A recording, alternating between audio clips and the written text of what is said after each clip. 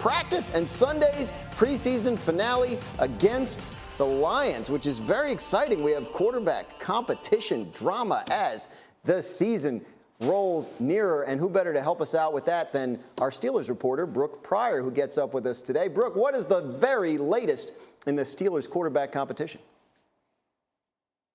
Well, Dan, it felt like going into this preseason that the starting quarterback job was Mitch Trubisky's until further notice. Well, Kenny Pickett is putting him on notice with two really solid performances in these preseason games. Beginning, well, I guess second is that second preseason game against the Jaguars, where he drove down the field in 42 seconds right before halftime, scored not one but two touchdown passes. Granted, the first one to Deontay Johnson got called back, but he kept his poise, kept his composure, and hit Benny Snell for the touchdown that was good, stayed on the board.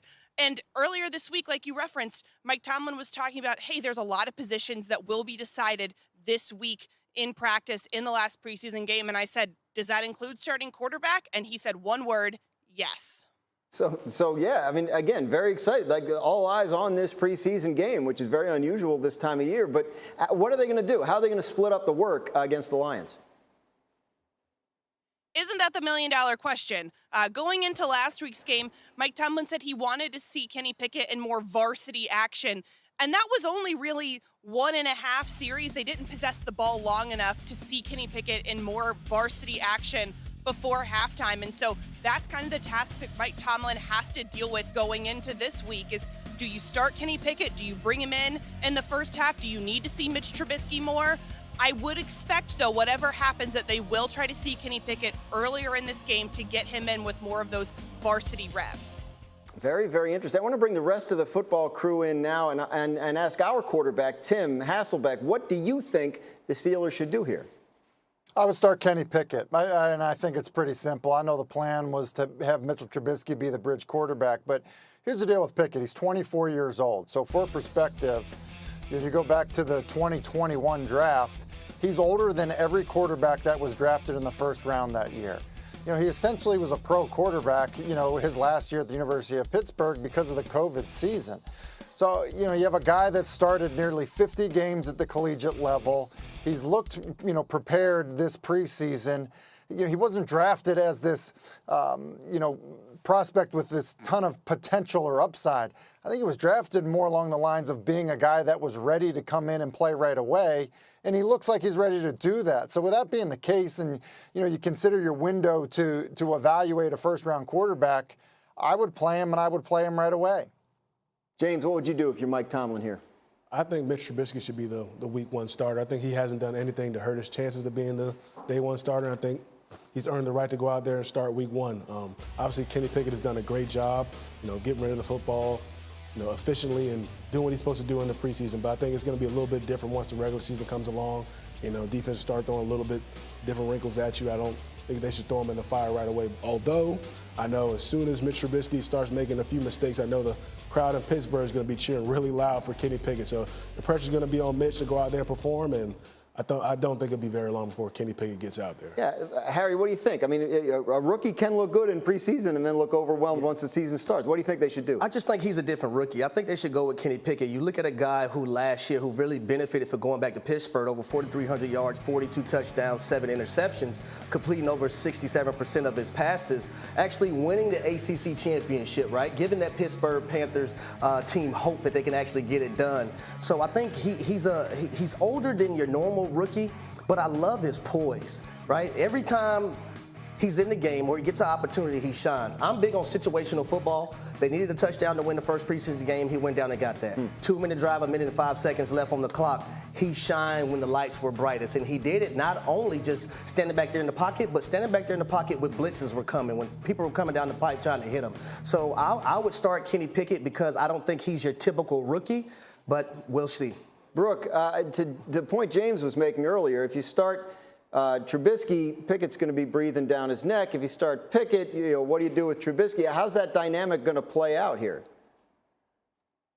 Well, to what Harry said, he shined when the lights were brightest. That was also a preseason light, so it was dim to an extent. But I think at this point it's still going to be Mitch Trubisky because he hasn't done anything to lose the starting job. But I would expect that leash to be very short. We've already heard the Kenny Pickett chants at Acrisure Stadium just in the preseason alone. And by the way, Himbo texted me this great stat. The Steelers ranked 29th in explosive plays over the last 3 seasons. Only the Bears, the Giants, and the Commanders have fewer. And I would expect the Steelers to go with whichever quarterback long-term this season who gives them the most explosive plays. So far, that's looked like Kenny Pickett. Hasselbeck, put a bow on this for us. Well, listen, here's the thing. I think we all agree that at some point this is Kenny Pickett's team. And so the argument that I would make is why wait for it? Because you're not setting Trubisky up to succeed with everybody knowing that it's just a matter of time, one bad game before the boos and the cheers for Pickett are too much. He's ready. You don't need to have him sitting on the sidelines. Again, he has the experience. He's played a ton of football in college. Look, he's older than Jalen Hurts, who's going into his 3rd year in the National Football League. Play Kenny Pickett. He's ready to be out there. I don't think you need to give him 4 games watching Trubisky, fight through it. Amazing. We started the offseason wondering what the Steelers were going to do about quarterback. Now it looks like they got a couple of good choices. We'll obviously keep an eye on this. Thanks a lot, Brooke, for getting up with us this morning. Our next stop is New York, where Saquon Barkley is entering the final year of his rookie contract. He had a pair of 1,000-yard seasons to start his career, but he's been injured and ineffective over his last 2 seasons. Saquon talking recently about what's in store for this year. Listen to what he had to say. Do I feel like I'm back? I feel like I'm better, to be completely honest. I'm older now. I'm 25. I've been through some stuff. People are really counting me out. People are trying to write me off. And now I have that extra motivation. Last year it was more like, dang, the game was taken away from me. I never had a season when I didn't go and play football. Now it's kill mindset. Now it's like, you know what, everybody. Like, I'm ready to go crazy. Okay. What do you think? I love the mindset. Use it all as fuel and motivation. Camp this week after an 11-day excused absence. But with all the injuries along the offensive line, new head coach Todd Bowles was asked how he think Brady will manage. Here's what he said. It's great to know he's seen everything. The time he spent in the league, he's seen everything. He knows how to get rid of the football. He understands what people are trying to do to him. So, I feel comfortable with that. Director blitzing for 20 years, right, Todd? I mean, he's still standing. He's still standing. I mean, those are the words of someone who used to compete against Tom Brady, right? I think he's got some scars, right? You played with him. How do you think he's going to handle this? I think Todd Bowles said it right. I mean, he's played for 23 years. I mean, there's nothing he hasn't seen when it comes to a defense. So he'll do a great job adjusting. I mean, teams may play them differently. We don't know. But I remember in 2015, we had a similar situation. We had rookie offensive line playing, and we feel like we had a different set of 5 group of offensive linemen playing every other week. And he still found a way to throw for 4,700 yards, 30-plus touchdowns. So he'll find a way to adjust. He's seen it all. He's dealt with different situations, receivers getting hurt, not having a run game. So he'll find ways to adjust. He'll get the ball out quick.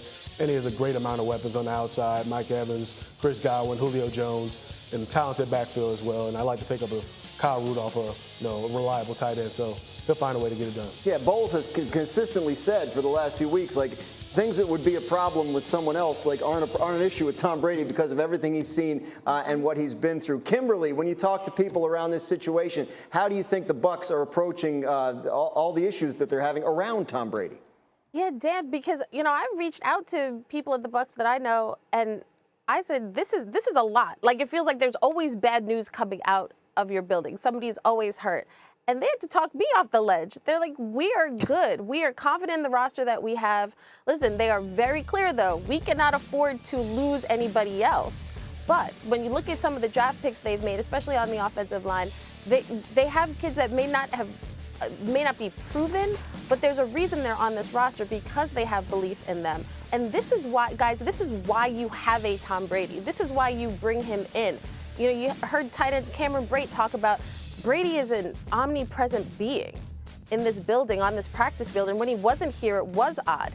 There was just an added level of confidence boost that is entered into the mix when Brady is on the field. Everything feels like it's going to be okay. And that's why you bring him in, because he has seen it all. And Todd, I used to cover Todd. Like, I know he's tried to blitz Brady a bunch of times. Like the guy, this is why he's the greatest of all time. And you expect him to be able to handle whatever is thrown at him.